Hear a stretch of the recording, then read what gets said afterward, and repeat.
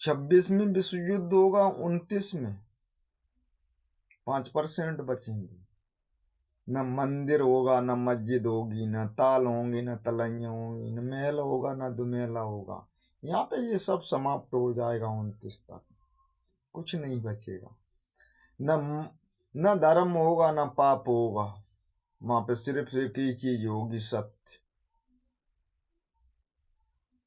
वहां पे एक ही सत्य होगी। और न वहां पे कोई भाषा होगी, सिर्फ एक ही भाषा होगी, एक ही धर्म होगा, उसे कहते सनातन। न वहां कोई जात होगी, न पात होगी, न साधुओं के न ये पंथ होंगे, न पंथा होंगे। ये सब समाप्त हो जाएंगे। वहां पे सिर्फ एक ही चीज होगी, भक्ति। 29 में भक्ति होगी। न ये जितने ये देश छाए हुए हैं, न ये लोग होंगे, न इनकी भाषा होगी, सिर्फ एक ही भाषा होगी, हिंदी, शुद्ध भाषा। और ये सब नरक के वासी हैं, नरक भोगेंगे। क्यों? कि यहाँ पे वो राक्षस खत्म होंगे। और 3 ही राक्षस हैं, अति पैसे वाला,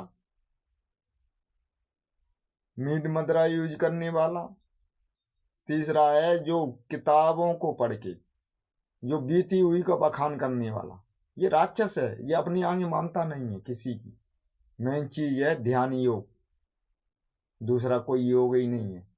एक ही चीज है ज्ञान, जिसे कहते हैं आत्मज्ञान। दूसरी कोई चीज ज्ञान ही नहीं है। और ये सब अज्ञानी पुरुष और ये मूर्ख पुरुष। अज्ञानी पुरुष तो हैं ही, लेकिन वो मूर्ख बना रहे हैं। मूर्ख भी जो जो अपना शरीर का कष्ट नहीं मिट पाया, किसी ने भी, कितना भी सबड़ा शांत हो, उसका शरीर में कष्ट आ गया तो वो संत कहाँ है? तो वो तो अशांति फैला रहा है और अपन को महंत कहता है, अपन को बुद्ध कहता है।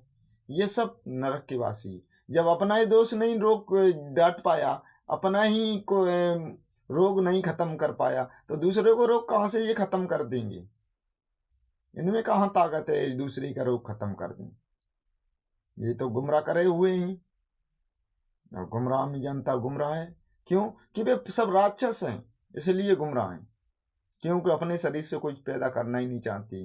अपने शरीर से पैदा करके देखो, दूसरे की आस छोड़ो, अपने शरीर में खो जाओ, अपने शरीर में खो जाओ। दूसरे की आस करना छोड़ो, अपने शरीर में खो जाओ, अपने स्वयं को पहचान जाओ। न मंदिर होगा, न मस्जिद होगी, न ताल होंगे, न तलैया होंगी। ये सब खत्म हो जाएंगे, कुछ नहीं बचेगा। 29 में ये सब समाप्त हो जाएंगे। न धर्म होगा, न पाप होगा, दोनों ही खत्म हो जाएंगे। वहां पे सिर्फ एक ही चीज बचेगी, सत्य। जो सत्यवादी लोग हैं वे ही बचेंगे। और ये बड़े बड़े भंडारे कर रहे हैं और दूसरों को अत्याचार कर रहे हैं, विचलित कर रहे हैं, दूसरे को लूट लूट के खा रहे, और बोलते हम बहुत बड़े धर्मी हैं। ये धर्मी नहीं है, ये कुकर्मी है। क्यों? कुकर्म कर रहे हैं, और कुकर्म करके धर्म की आड़ में अपना कुकर्म कर रहे हैं। तो वहां पे न भाषा बचेगी और ना कोई देश बचेगा। जिस देश में शांति नहीं है, वो देश कहाँ है?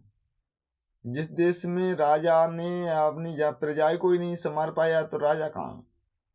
तो इसलिए ये सब नरक के वासी हैं और ये नरक भोगना है इनको नरक भोगना है। मुक्ति मुक्ति मुक्ति और मोक्ष, जब मोक्ष में ही नहीं पहुंच पाएंगे तो मुक्ति कहाँ से मिलेगी? मुक्ति तो शरीर को मिलती है, मोक्ष है परम धाम को जाता है। तो इनमें से एक कोई चीज ही नहीं है इन पे पास, खाली मोक्ष है, मुक्ति है। मुक्ति है तो वो मुक्ति हो जाएगी शरीर से, लेकिन इनकी आत्मा भटकती रहेगी, इनकी आत्मा कभी शांत नहीं होगी। और जो सत्य, जहाँ सत्य छा जाएगा वहां पे तो ये पहुंचेंगे ही नहीं। ये तो नरक के वासी रहेंगे, नरक में भोगेंगे।